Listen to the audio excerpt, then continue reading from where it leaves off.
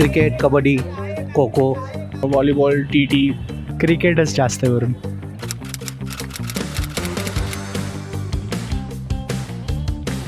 नाही, मला एवढं काही माहीत नाही. पुण्यात नाही. Badminton.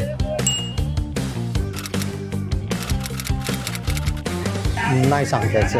No, I have no idea actually. No. No, I don't have any idea. मी एकच सांगेन की 21 सेंचुरीमध्ये कुठल्या खेळाचा जन्म झाला असेल तर तो roll ball.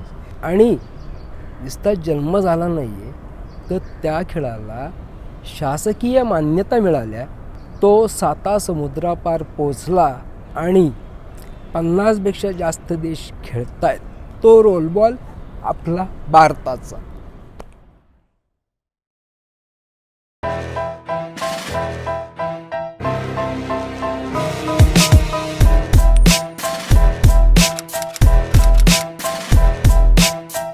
When you hear the name Rollerball, it's natural to wonder what kind of a ball even is it. But in reality, this indigenous game originates from Pune that is now played internationally. It often comes under the list of one of the most unique and distinctive sports played internationally in the world. Rollerball, which was founded in 2003 by a sports teacher at Bal Shikshan Mandir, is a combination of roller skating, basketball, handball and throwball. It's played between 2 teams, with every team consisting of 12 players, out of which 6 are on the field and 6 reserved. One of them being the goalkeeper and others either attacking or defending with the intent of goal.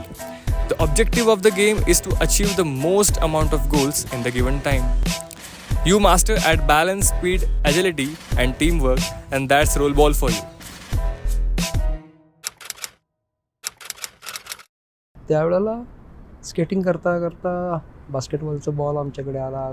Ball आम्ही घेतला, मग तो ball बरोबर आम्ही round मारत बसलो, just fun म्हणून. त्यावेळेला हे काय एवढं वाटलं पण नाही की याच्यातनं काहीतरी चांगलं एक तयार होईल आणि ते पार जगापर्यंत पोचेल.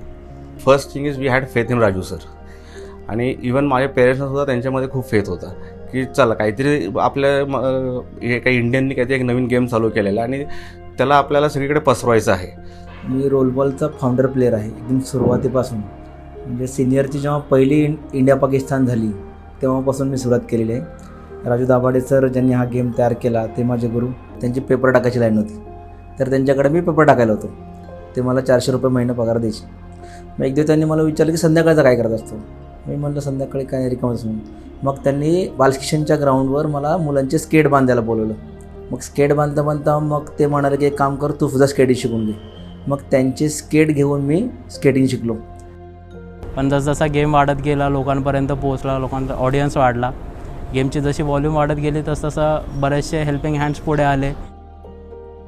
देव म्हणून एक IAS ऑफिसर सेक्रेटरी होते, तर ह्यांच्याबरोबरचे चांगले संबंध असल्यामुळे डेव्हलपमेंटच्या संदर्भात जे काय आम्ही हातपाय हलवायचो ते पाहून त्यांनी आम्हाला ही पोरं चांगली काम करतात आणि यांना रिकग्नेशन द्या.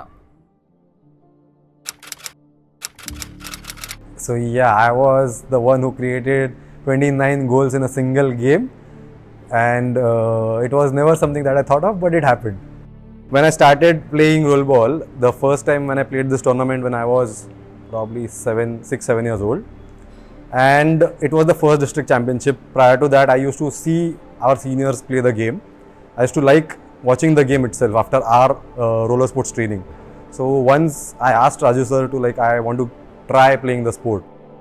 So in around 6th-7th standard, I saw a game which was being played in our courtyard in school, like Aditya Ganeshwade and his team. My brother Aditya Bedgiri, he was also used to play the same sport.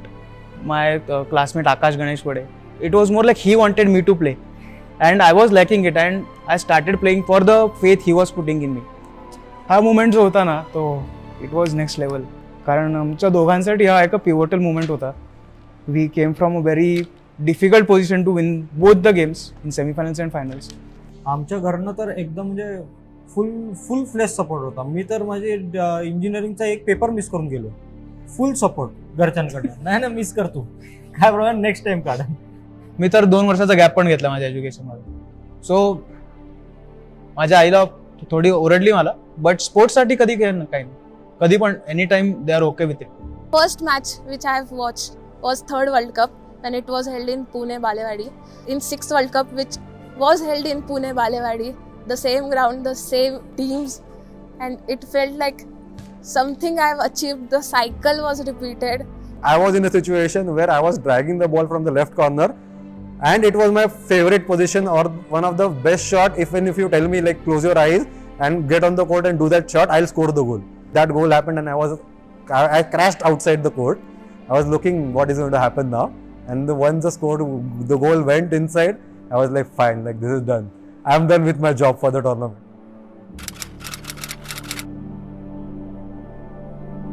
See, every player has setback. So there wasn't one, there were many. But starting from one, it was moving to some fast running city and to cope up with all the sports culture over there. 2012मध्ये माझा accident झाला होता. आतापर्यंत माझे दोन्ही हात तुटले. त्याच्यानंतर डोळा लाल झाला, हे जबडात तुटलं माझं पूर्ण. 6 प्लेट टाकल्या गेल्या सगळ्या.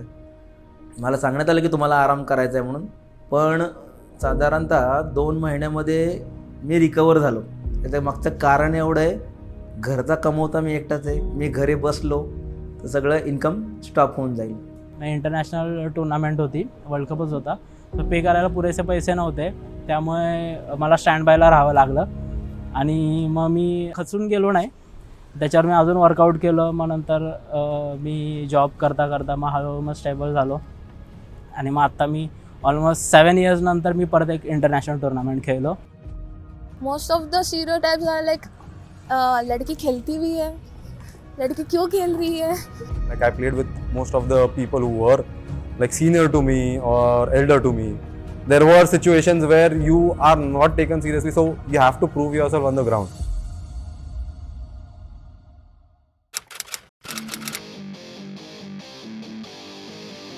My proudest achievement and as a captain is that we have won World Cups, 3 World Cups, because I was a part of the team which first won the World Cup. So the first World Cup was lost, which I was unfortunately not a part of, but then I was proud to bring the cup back home first time in 2013. मी एक junior player होतो.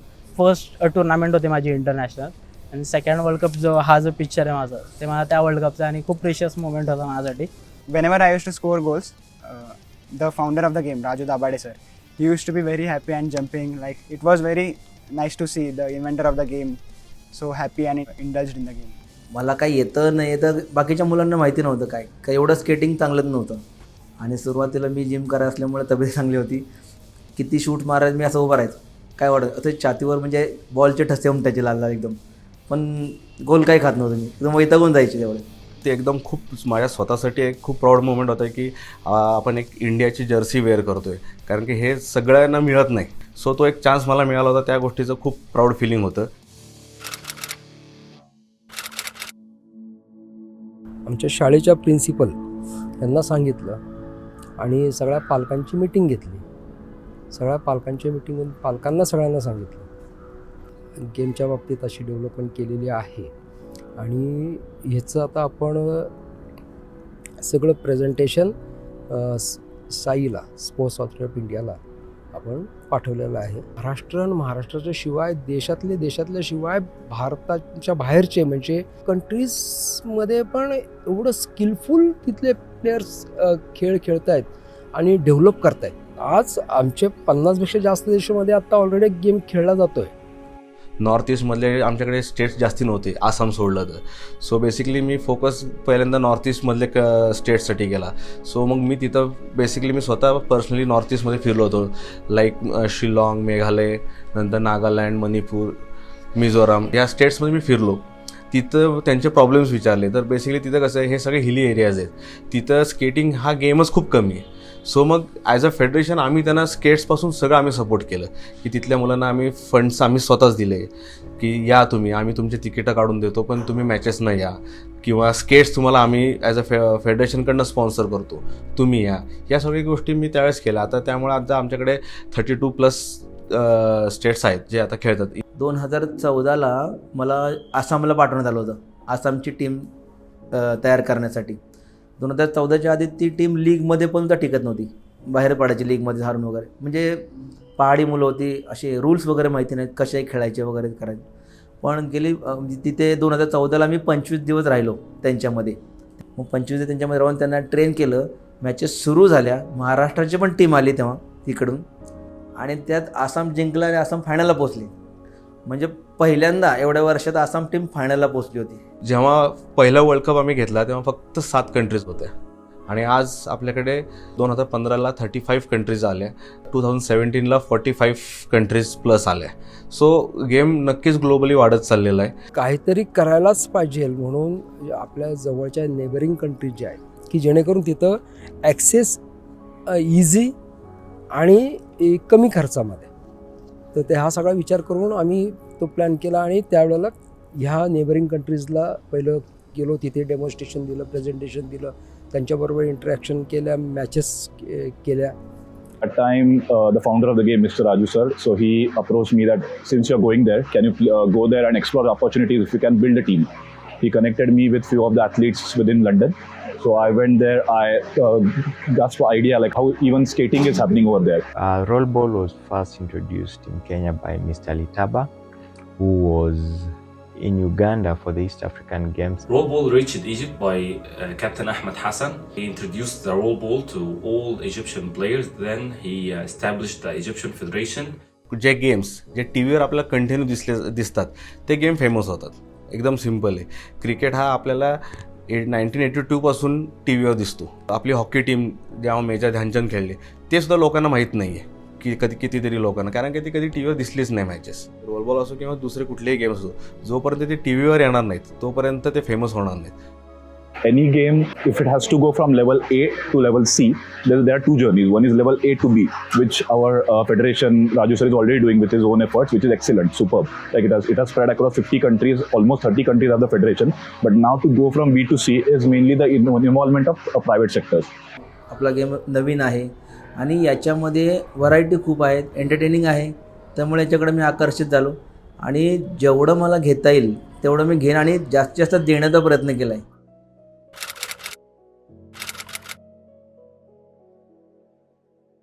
We have seen roll ball grow. We have seen it grow as a sport. We have seen it grow as a profession. And I see a very bright future in roll ball. मला role ball फील्डमध्ये जे पण नवीन athlete येतो किंवा जे काही जुने athlete आहेत, मला त्यांच्यावरती अशा पद्धतीने वर्क करायचं आहे की ते वर्ल्डमध्ये नंबर 1ला गेले पाहिजे. आता आपण ऑलिम्पिकपासून खूप लांब असं नाही आहोत, आपण खूप जवळ पोचलेलो आहे. आता आम्ही त्याच्यावर प्रयत्न चालू केलेले आहेत. आता आम्ही ऑलरेडी आमची 2-3 टीम्स बनवलेल्या आहेत, जे आता हळूहळू वेगळ्या कॉन्टिनेंटमध्ये जाऊन तिथं गेम प्रमोट करून स्पोर्ट्स काउन्सिलमध्ये रजिस्टर करतील आपला गेम, तर आपला वाट सोपी होईल ऑलिम्पिकपर्यंत जाण्याची.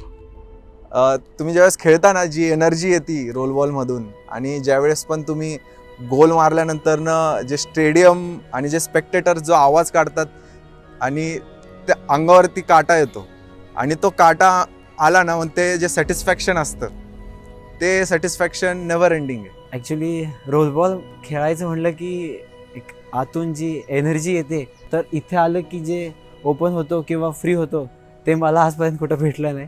त्यामुळे रोल बॉल हा जोपर्यंत मी आहे, चालू शकतो, पळू शकतो, मी खेळत राहणार.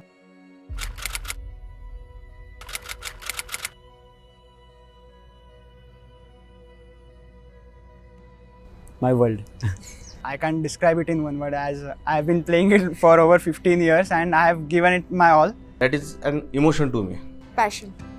A life. Role ball life आहे. मी माझं व्हॉट्सअपवर कॅप्शनच ठेवलं आहे, role ball in my blood. My soul. Roll ball really means a lot to me in terms of family. I feel different when I play it. I feel like I own the world. Passion.